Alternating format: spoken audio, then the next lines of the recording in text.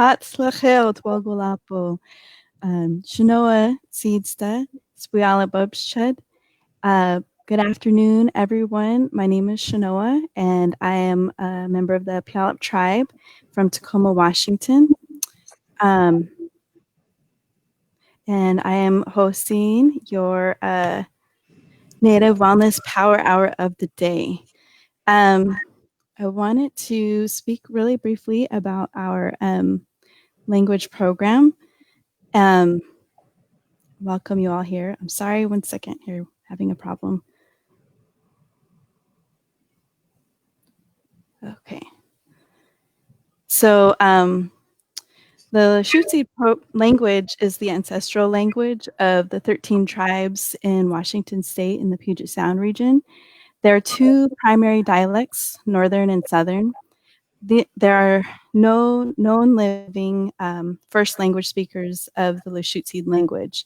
However, our language has still survived even throughout colonialism, assimilation, boarding schools, and the attempted destruction of our people. Our language is alive and well and is being used today daily now in our communities.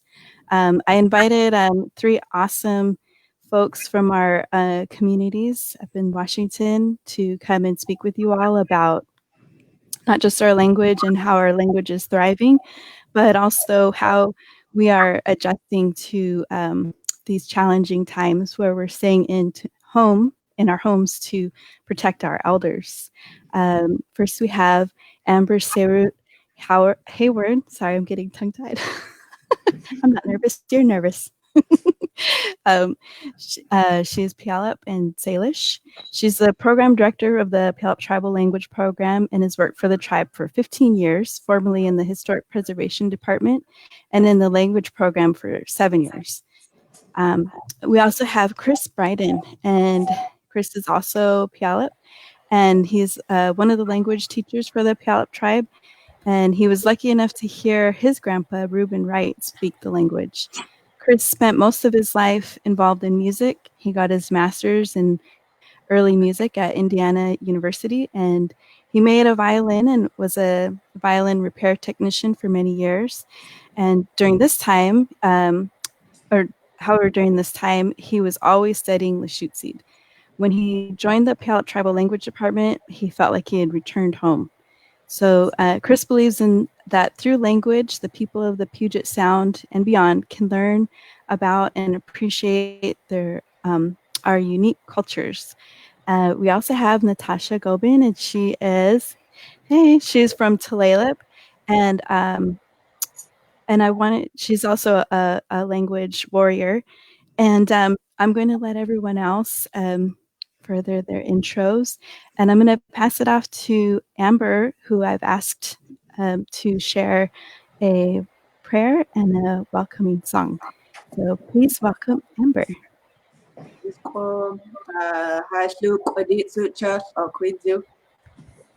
As Quedira chest tortis lachel, as Quedira chest tortis lejas, as Quedira chest tortis helichas, as Quedira chest torti buk stab, Quebiti chetchas, Quebiti tsokwachas, Quebiti helichas, Oyu chafas dutcho, Tatas globella ortis lejas, no masistas.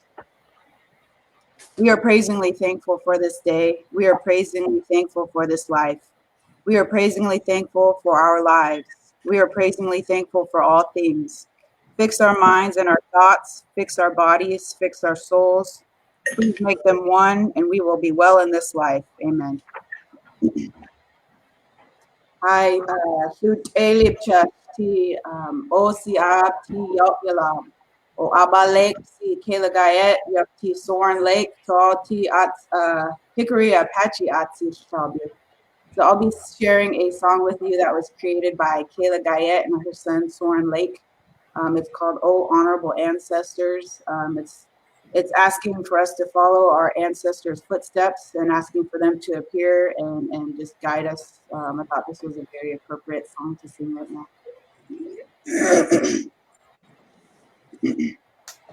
Oh,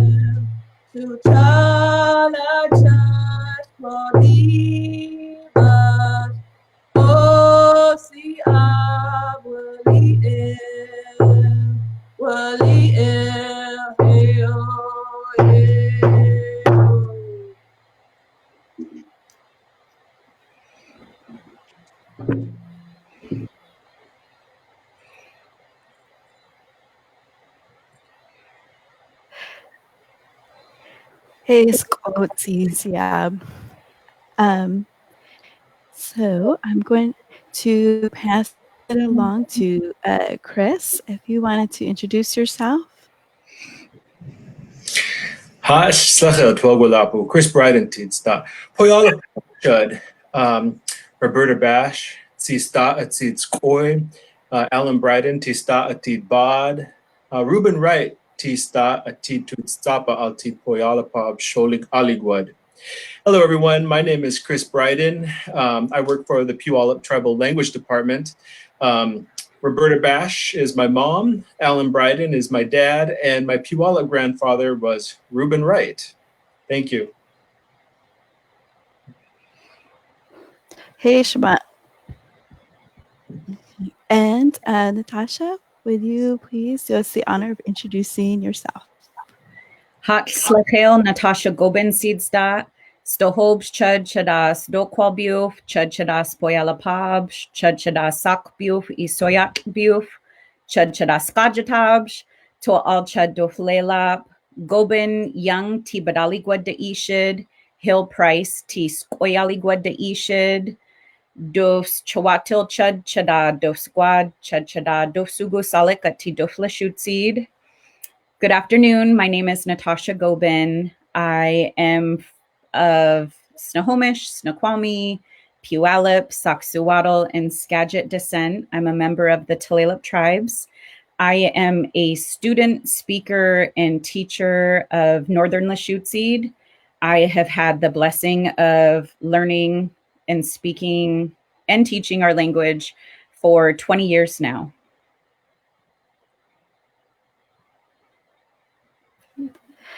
Hey, Cecilia. So I wanted to start off our discussion a little bit about why language retention and revitalization is important to you all personally.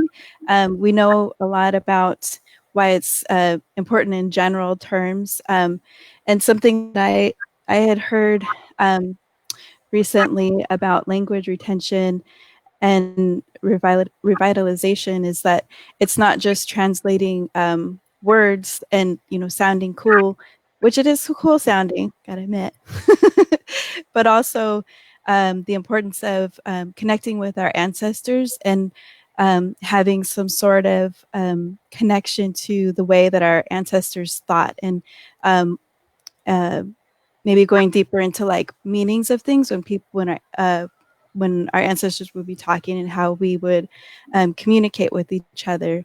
So I'm going to leave it open to whoever feels comfortable sharing first about what language retention and revitalization means to you personally.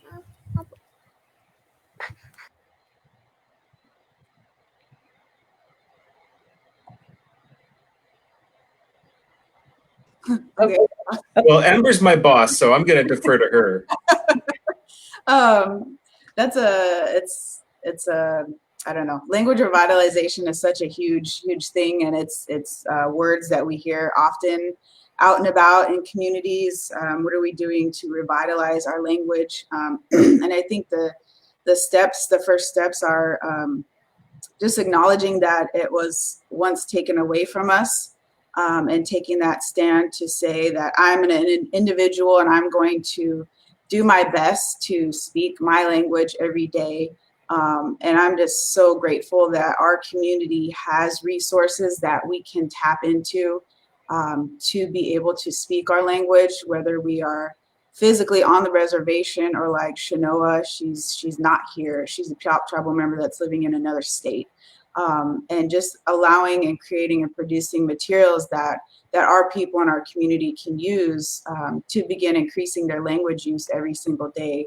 And I think it's a huge piece of revitalization is the adults. I know people love hearing children speak the language, but I believe that this is an issue for adults.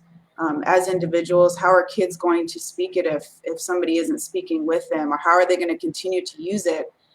Say they're learning it at school and then they go home to a family, their own family, who isn't speaking it. And so for me, it's just very important that we as individuals decide that we're going to make this important and to carry it forward and to transmit it on to our children and our community. And also taking that stance that us speaking our language might make other people feel uncomfortable, and it does. And also just trying to get past those pieces, where we might feel strange because we might be the only ones speaking it. But just taking that stance, like this is important enough for me to try to continue it on and carry it on and to keep spreading it. And eventually people will see, okay, well, they're going to keep speaking it, so maybe I just might as well come along with them and stop fighting against it. And so I'm just so happy and grateful to be a part of the Puyallup tribe and the language revitalization efforts that are spreading across Lushootseed country. And you'll hear from Natasha all the way up our northern family up there. The efforts that we're trying to come together and even right now offering online classes during this pandemic, when we actually started online classes prior to that. And we're just lucky to be in a position where we can just roll right into it. And at this time, we had never offered language classes to anybody outside of the Puyallup tribal community, because we need to serve home first, you know. And if we're taking time to, you know, taking time away from our own community members, I don't feel as fair when we initially got started. But after we've, you know, publicly advertised our classes to our community over and over, we did have some spots this round during quarantine, and we opened up 5 spots per Southern Lashute speaking tribes, and the unity is just amazing and beautiful, to hear all of these other tribes as well joining us, and just being a part of it. So again, we're growing that Lashute world and that community into a larger space, and it's just amazing, and I'm just grateful to be here. So he's cool.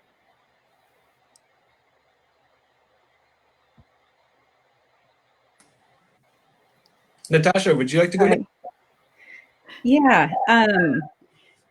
For me, what reconnected me, or what I found, was something that I didn't even know was missing.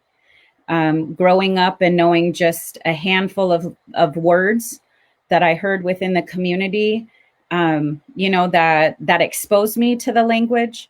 But it wasn't until I started learning and took on a position as a teaching assistant that my manager at that time, Shelly Lacey, gave me a task of transcribing some of our old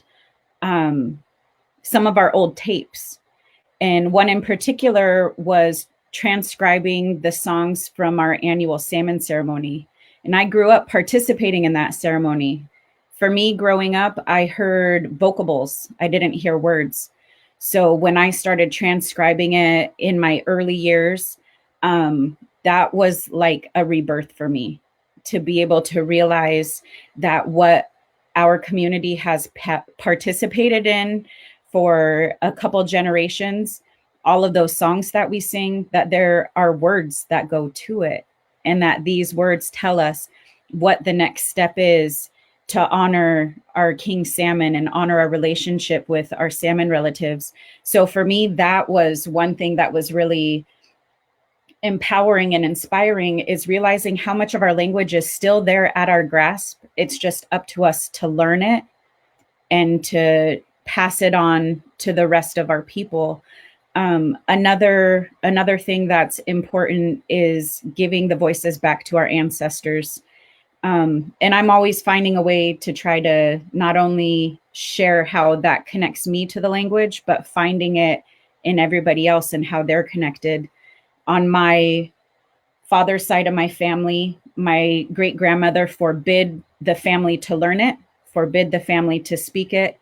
On my mother's side of my family, my great-grandmother taught the language within the community.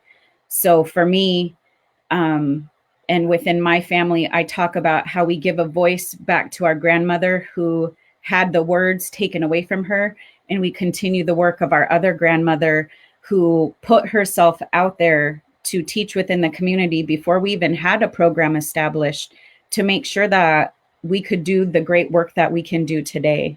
So for me, it's really finding those connections and finding something that you didn't even know was missing that's a part of you. Hey, that was beautiful. That was beautiful, Natasha. I really, of course, language revitalization is a really important thing in general. But for me personally, I have to admit that there's some ways that I can't really describe why I think it's important. It's just something that makes me really, really happy. For example, yesterday I was at Winco standing trying to decide what coffee I wanted, and somebody came up to me and said, "Hash slachel," and like, that was amazing to me. Like I, out of the blue, a community member spoke the language to me, and it happens probably once a week. I'll be walking down the street and somebody will drive by and be like, "Hash slachel," as they drive by, and yes, that makes me feel good, but it makes me feel good for another reason, which is that was not supposed to happen. Our language wasn't forgotten; it was violently taken from us. One of my great grandfathers, not my Puyallup great grandfather, but my Coeur d'Alene grandfather, he had scars on his back because he spoke the language in boarding school. And so when somebody asks, well, how could you forget your language? Like, no, we didn't forget it. It was taken violently. And for the language, even two words, hash slachel, to be spoken on our reservation, is to me a tiny miracle. It shows that somewhere, somehow, some of our ancestors stood up and fought back. They spoke the language when they knew they could get whipped for it. There were people on the Puyallup reservation who refused to switch over to English, and they disappeared. And sometimes, if you were lucky, their corpses would show up on the train tracks. So when you hear words in your language, it's proof that people were brave, people stood up, and people fought for you to have those words. And so there's an unbroken chain from the beginning of time till now of people whispering to their children in Tolshotsi. So that's why it's important to me. Hey, Shabbat. See, I got a little, here, let me take a drink of water. It was powerful. So I kind of wanted to talk a little bit about the way that we learn language. You mentioned whispering in our children's ears as a form of resistance, and now we have this opportunity to where we can speak it whenever, wherever, anytime, any place. We could speak our language if we have that knowledge, and I've taken other language classes from other tribes, and I took a Lakota language class at OLC. Shout out to Oglala Lakota College, holding it down through these challenging times. I know a lot of tribal colleges have been teaching our languages, but for our tribe to be offering, our tribes to be offering the classes, you guys started out with something called language nesting, and I'm wondering if you could talk a little bit about that, and as a way of learning the language. Yes, so the Puyallup tribe, we contracted with one of our family members who is a linguist. His name is Zalmai Aswali Zahir. He was going to get his PhD, and he was working with a group of California natives that were trying some new methods and just different things. You know, he'd been teaching Lashutsi for decades and didn't produce a speaker. So he was happy to find something else that worked. And so what they did was they took the model from the Maori people and they created language nests to where that was a physical location on Earth where you were not allowed to speak English. And so we took that model, and Aswali, he added it to a component of producing a speaker in us. And so that's just one area that he used for us. And so he started with a language nest in our bathrooms, because that is a place where you do have some control. And he also created Lashutsi self-narration. So when you're physically in that language nest in your bathroom, let's say, you can be in there speaking by yourself, self-narrating everything you do in the language. So you're not reliant upon another person to say, well, I can't speak Lashutsi because I don't have anybody else to speak to. So that has completely removed that excuse. And so we self-narrate in the bathroom. So we try to do as many things in the restroom as possible that we can do in our language and verbally saying them out loud. And if somebody in our family is trying to talk to us in the restroom or wherever we've established that language nest, we are not allowed to speak English back to them, and they are not allowed to speak English in that physical location as well. So for me, when I first started out, it was great. It was a great spot because the bathroom is my like sanctuary, quiet time. Like, kids have to stay out of there and leave me alone, but they always want something from you. And so my kids would ask me for things continuously in the bathroom. And I'm like, you know, and they're like, ah. say it in English, and so like quick alti toshoti, quick elabor alti, what out, and so it's just like, no, I don't, not gonna talk to you. And so then it was initially this, they didn't like it at all. But if they wanted something, which kids always want something, they had to learn to speak Lashutsi. And so it took a while. And then I would start telling my older son, like older, commands to do, like, oh, go to your room and put your clothes on, or go brush your teeth, go brush your hair. And then he was kind of understanding it. And then eventually he was able to tell me what he did, or what he was doing. He was able to narrate himself. And that's just from mom verbally saying these things. He can't read it. He can't write the Shutsi, but he can verbally say that. And that is absolutely because of that language nest. And again, that choice to make sure you're keeping that, honestly, a sacred space. You're trying not to pollute it or with English, and you can add other languages as well. It's just no English. So that's what we teach in our program, and we expand those areas to different rooms. So kitchen is another really good place to begin a language nest. There's other places that are harder to do. For example, living room, it's a little bit hard to do in the living room. We've also found that it's pretty hard to do in the office. And we're also finding that classrooms, it's a little hard to do it there as well. I mean, we're going to get there, obviously, but it's small steps. So that's what I have to share on language nesting. And I'm not sure, maybe Chris has something else to add too. I think what you said was pretty right on target there. I really enjoy the language nesting, because I had grown up studying a lot of different languages, and you can sit there and practice them at your desk and whatnot, but as soon as you walk away, you don't tend not to think about it. You tend not to practice it unless you go to the countries, for example. But now, for example, every time I go to the bathroom to brush my teeth, I get to speak Twashotzi, so that's like 15 minutes of Twashotzi once a month. Just joking. Like at least twice a day, I get to speak Lashutzi while I'm brushing my teeth or washing my hands. So it turns what Zeke said that I really like is it turns the internal expectation into an external motivation. You see your domains, you see the Lashutzi on your wall, and so it just prompts you to do it. Or I also have started Ichishkin, the Yakima language as well, in my bathroom. So yeah, and also I've studied a lot of languages, but I've never retained any. But having a language nest has made it really easy to retain all that stuff. And so when I'm at Winco or whatever, I wash my hands in the language. People are giving me funny looks, but I'm like, Tagwa Chiba Chud, So you can take it outside your restroom as well. Yeah. Thank you for that, Ember.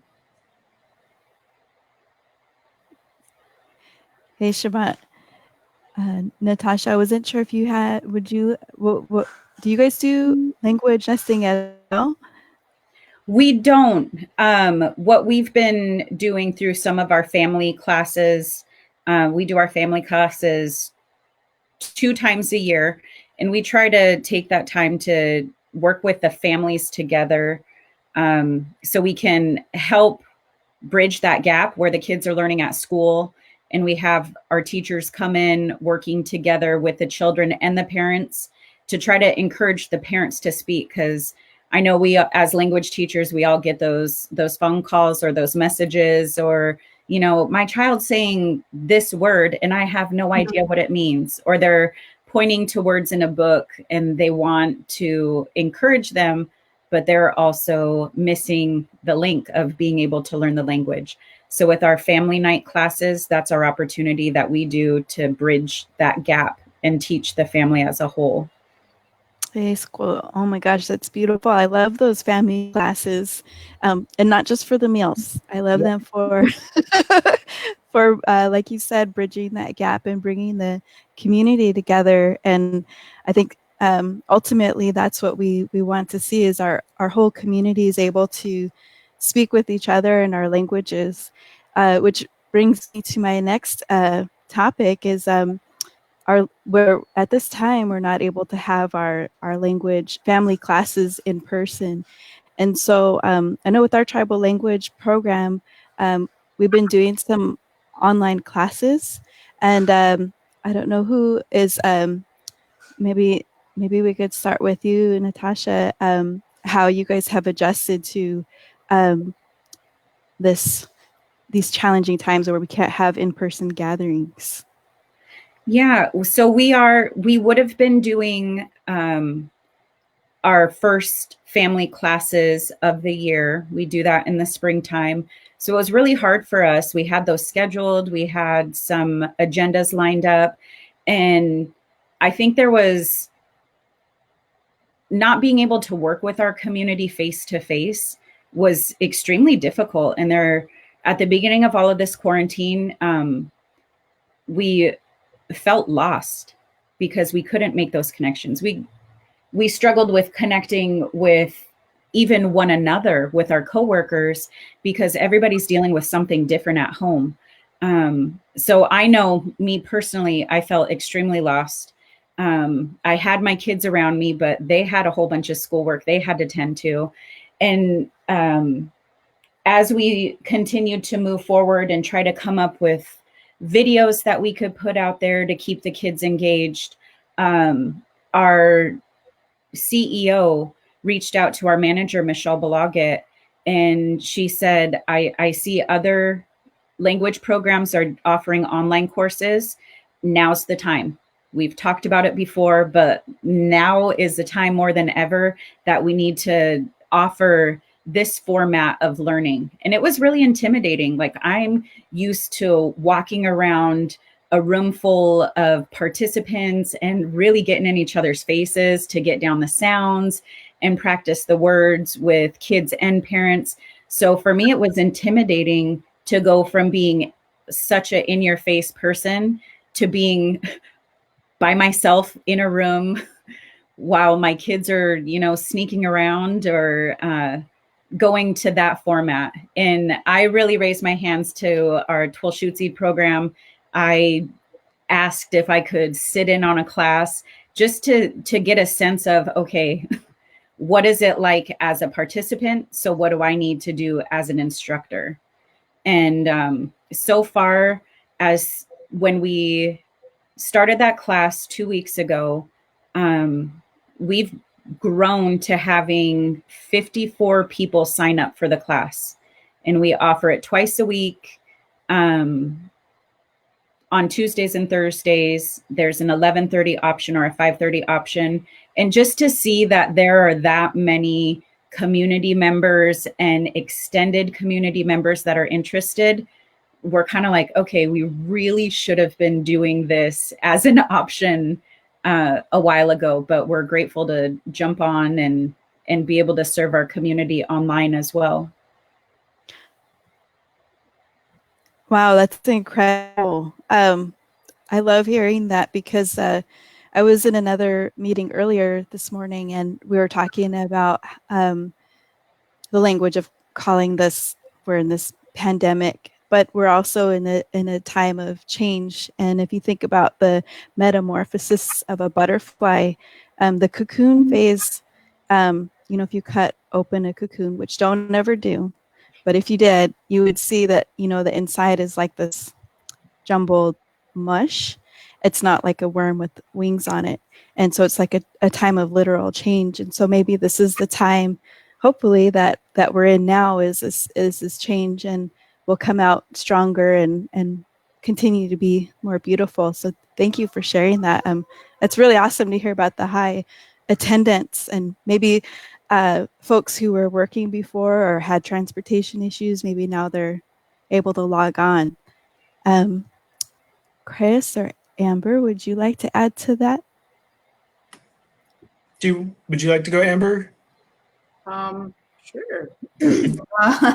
So we had tried doing online classes 2 to 3 years ago, and for me personally, it's harder when you chase after people who you think should speak the language versus having people say, I really want to speak the language. And so we started with that group first. And Chris Briden actually was one of those guys. He chased us down. So we did these pilot programs, like I said, 2-3 years ago, just to see if it worked. And it did. It produced Chris Briden, not saying that he didn't speak Lushootseed before, and one of our other language teachers, David Suela Duenas. And so we got 2 language teachers out of that initial online class.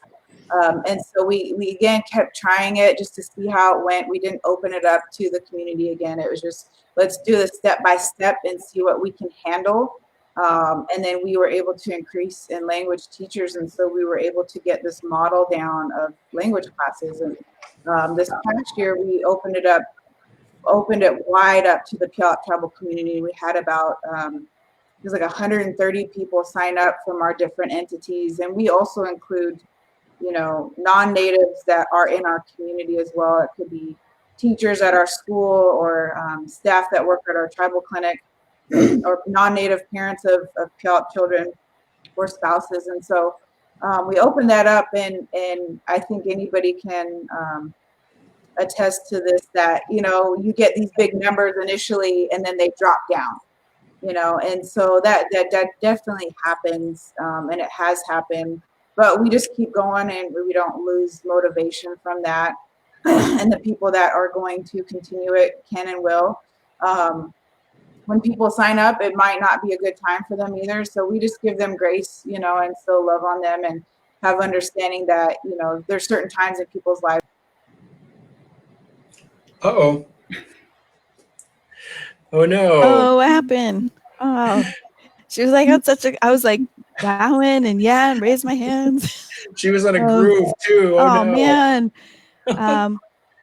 Well, Amber's connection went out or something. Oh, there you are. Oh my gosh. Sorry. Yeah, we just try to, go with the flow and what we were able to handle. And then during the pandemic, it was just the next step to go into. So I would love to hear from Chris Briden. He's an amazing teacher. He manages his classroom so well. He's kind, and I get to sit in on his classes now because I used to be busy with all the bossy stuff, and I didn't get to sit in on it. So I'll let Chris talk about his classes. So I'm Chris Briden. I teach the online classes. I think I have I think I have 7 online classes. And I was lucky in that I just love doing online classes. I was talking with Natasha yesterday, and I was saying, I think it's because I'm slightly on the antisocial side. And so this is the perfect level of interaction for me. So I just love doing the online classes. When an hour's over, I'm like, hoi. So I do love doing the online classes. We did diversify our portfolio, so to speak.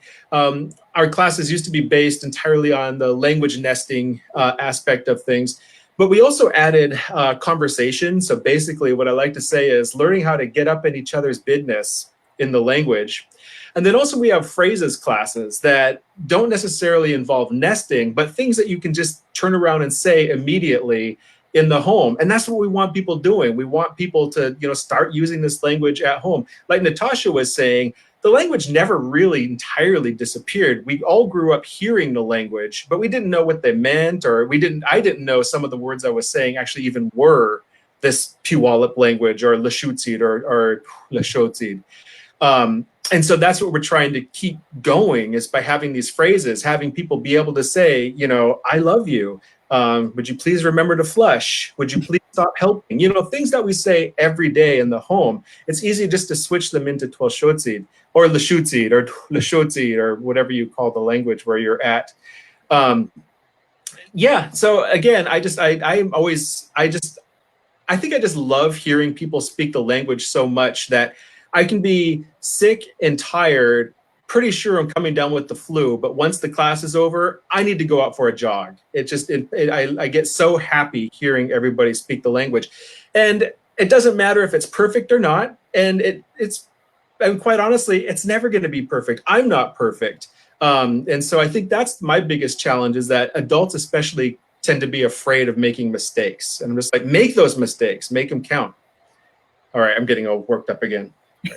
No, that's good. That's good. I love that because you brought up a couple of things that reminded me. It wasn't until I was probably a teenager that I even learned the name of our language is Lashutseed or Throshotseed, because the way my grandparents always said, well, it was usually me saying, "How do you say this and this in Indian?" Like, I didn't know that was that there was actually a name for it, and my grandma would always kind of she stressed the importance of the way that you pronounce things, and even though I don't think that she knew how to read the characters that we use, because she would describe a glottal stop without saying glottal stop. So she'd say it's not kaya, it's kaya.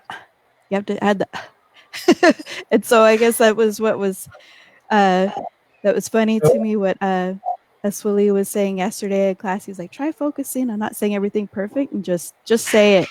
And I really appreciated hearing that because it is hard, especially when you're learning your own tribal language. You know, and I've heard this from a lot of folks, like maybe they feel like they're too old or too disconnected. And I think across across Indian country, we have a lot of children who've been forcefully removed from their homes or live away from their people through no fault of their own, whether it was boarding schools or being kidnapped or the foster care system, etc. And so there's or even relocation, you know, having that disconnect. And so I really appreciate the online classes as a way to keep in touch with folks and hear everybody else. And even if some of the stuff is whether it's new or reviewed to me, like it's always like so empowering. And I feel the same way. Like afterwards, I'm like, okay, guys, we're all gonna speak fluent. Let's go for a run, and it's really awesome. So I appreciate you guys. I also wanted to know if any of you had any cool ideas for other folks of like fun ways that could encourage anyone, youth or but as we're all kind of quarantined together, like what are some fun things that you guys have done with your kids to increase their knowledge or understanding of our language?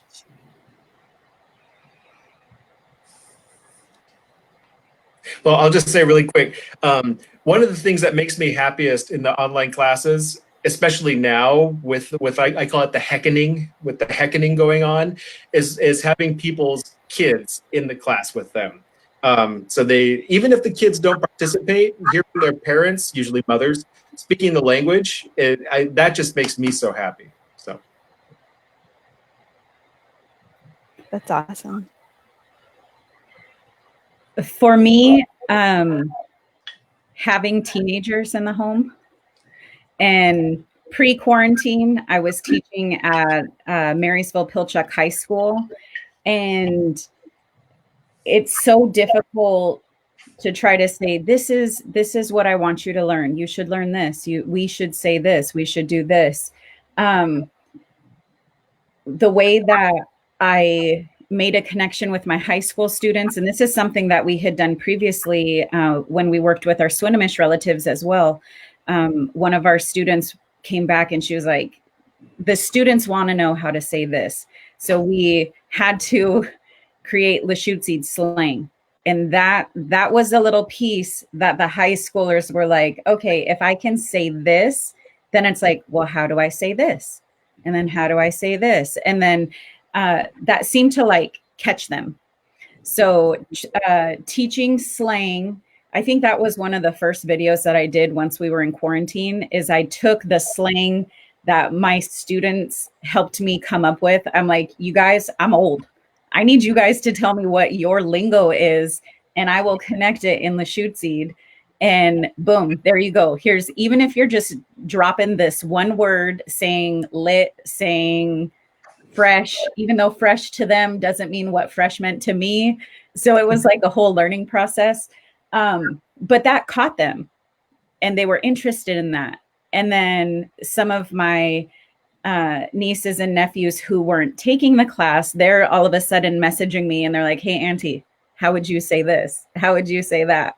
So finding words that we know they will use. The slang video was a fun one to do, and my kids really enjoyed it. And I know that was something my high school students really enjoyed. And I think finding that, making it fun, and using their words, but our language. That was a great video. That one, Escape Quatzot lit.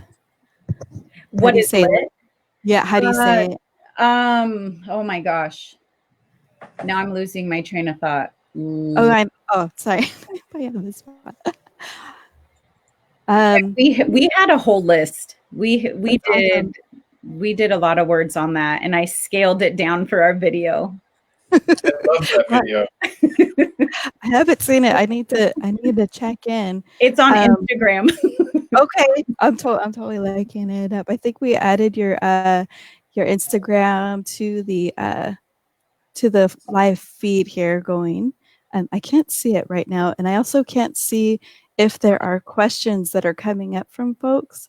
So I don't know how to. If there are questions for folks, I will check my email, and the producer will email me. But I wanted to know from you guys, what do you think? What lessons do you think that our ancestors would want us to learn during these challenging times? We know that our ancestors survived many different challenges, and we are miracle survivors of attempted genocide. And so, what do you think that they would say to us now to be able to get through this, and just staying in our homes to protect our elders? What do you think that they would say to us? And I'm just going to leave it open to whoever wants to go first.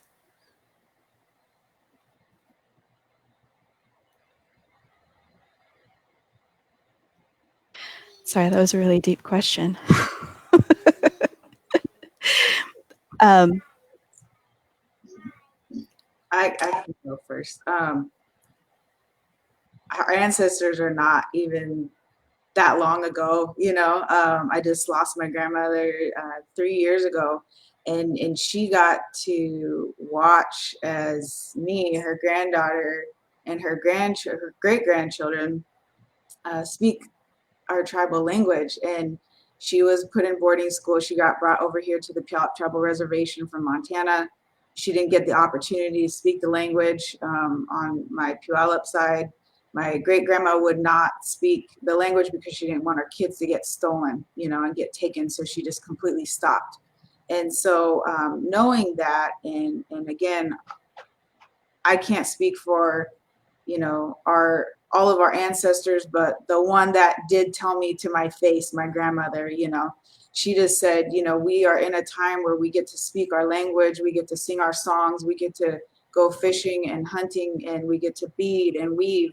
And she said, and we're still so blessed, we've lived through all of these things, and I get to hear my granddaughter and my great grandchildren speak their language, and so for me, it was just amazing. And she never, scolded me on saying this right or saying that right. And, I understand that method as well, that some of our first language speakers really stressed that because they didn't want it to be gone and lost.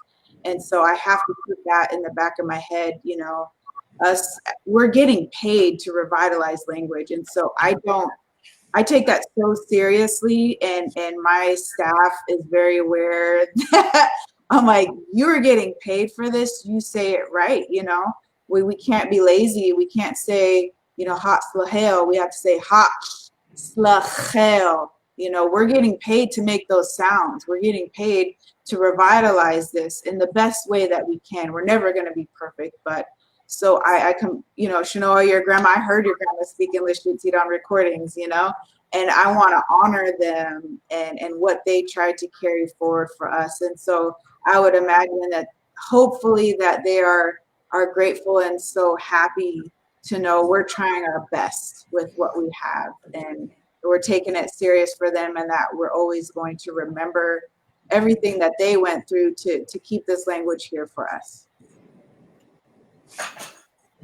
Awesome. Oh, it's easy. Do either of you want to add to that? I just got a clap for everything Amber said, because that was on Yes. point. And the word that comes to mind, and I kind of wish I would have wore that shirt, is yahout, proceed. Yes. And that's our word that carries over our language. Yahout, proceed, move on, keep moving forward. But yeah, I just completely echo everything that Amber said. It is seriously the greatest honor to be able to be a part of this work, and it's not something to be taken lightly. It's not something that you just show up. Like, you don't just show up and sit there. It is something that you have to really put all of your effort into, put your heart into it. So yeah, and even through all of this, even through what we're going through, you just have to yahout. You got to proceed. Hey. I think that's my favorite Lashute seed word right now. Yahout. Yahout.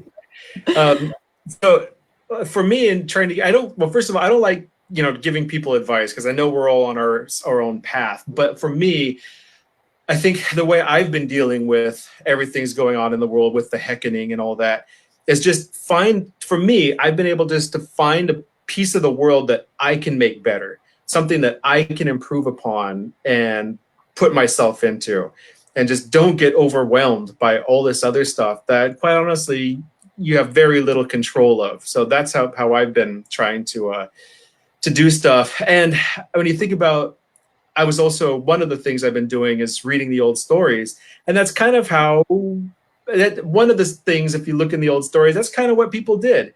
And by people, I mean like people beyond us people. But like, for example, when the world was destroyed by a flood, the muskrat just did what the muskrat does and started digging up dirt and rebuilt the whole world for everybody. A muskrat was digging. It was just doing what it does. So I think maybe just trying to do what I do, and don't worry about the world being, flooded. Yeah. Hey, Shabbat. Sorry, I keep messing with my mute and unmute. It's kind of slow. Sorry about that. Well, we're nearing the end of our time here. We have about 6 minutes left. I did want to give a quick shout out to the Indian Collective. That's NDN Collective, who is our sponsor of the day. And also our sponsor of Amber's and I shirts right here. You could see this is Irene McLeod is a powerful young entrepreneur in the Tacoma area who has a clothing line called Chet. And if you guys want to follow her on Instagram, the shirt was actually designed by Paige, I believe, right? Did the end. There's a word here, if you guys could see, Stolje. And I always get a little intimidated because I'm like, am I saying this right? But it means medicine. And so I was like, I got to wear this and represent and shout out to Irene and Paige. And then I showed up and I was like, wait, is Amber wearing the same? I was like, all right, we're on the same track there. So I think that was everything that I needed to do. Shout outs. Also, shout out to all the people who are practicing their languages and revitalizing. I know there are a lot of tribes who have a lot of first language speakers and are continuing their languages. And so just want to raise my hands to you all who are continuing to practice those ways, and also to all the people who maybe are totally disconnected and don't have any connection, who are trying to get reconnected. So I really appreciate all of the work that everyone is doing, and I want to encourage everyone to reach out to their elders, not in person, because you never know. You want to keep them safe. But if you can, reach out to them and or your tribal college or your tribal language program, if your tribe is fortunate enough to offer that, to practice your language. And I wanted to open it up and see if anyone else had any other words of encouragement that you wanted to share with those who are watching.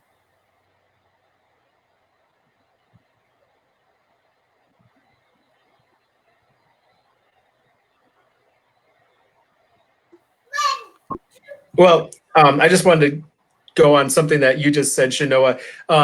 One really good, one benefit of the online classes is it can unite people who are physically disparate also. For example, in my online classes, I have students from Washington, D.C. and Florida, and they feel like they're part of the community now because they come and they see everybody in the classes. And also another thing that our teacher, Asfali, our contractor, kind of brought up and is, I think, a really good idea is encouraging people to eat during class, because that's what we do when we get together as families. And so even though you might have to wipe down your computer screen because the shoot seed, come on. I think that's another really good thing. Get together and eat, because even though we're online, we're going to be a family for an hour. Well, forever, but yeah.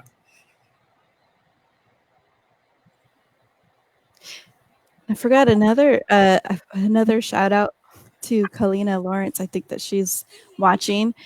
She's an amazing, beautiful, talented young woman with this beautiful voice, and she has been. I heard her some of her releases, and I was like, oh my gosh, she's speaking English, she's speaking, and then yeah, it's really awesome to hear that, and I want to continue to encourage her and lift her up.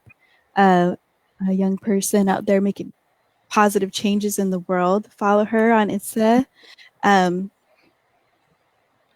and also, I just wanted to thank all three of you, Hey Shabbat, Hey School, to all of you for being here and for continuing to be language warriors in our communities and sharing your knowledge and continuing on these traditions and our act of just our existence is our resistance, and also our speaking our languages is resistance. So I really want to lift you guys up, and yeah, thank you. I think that's just about our time. And also thank you, big shout out to Native Wellness Institute for hosting us today. um Julian said I was going to be moderating. I was like, oh, me. Surprise. So I hope you all enjoyed this afternoon, and I hope that everyone feels lifted up and is having a wonderful day. Remember to wash your hands and stay strong. Protect your elders, protect your relatives, and it's not just elders who we need to protect. We need to be in this together and protect each other. We need to be inside and be safe and be strong, and we will get through this. So, I think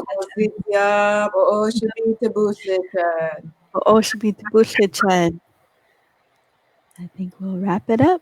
That's a wrap. Thank you.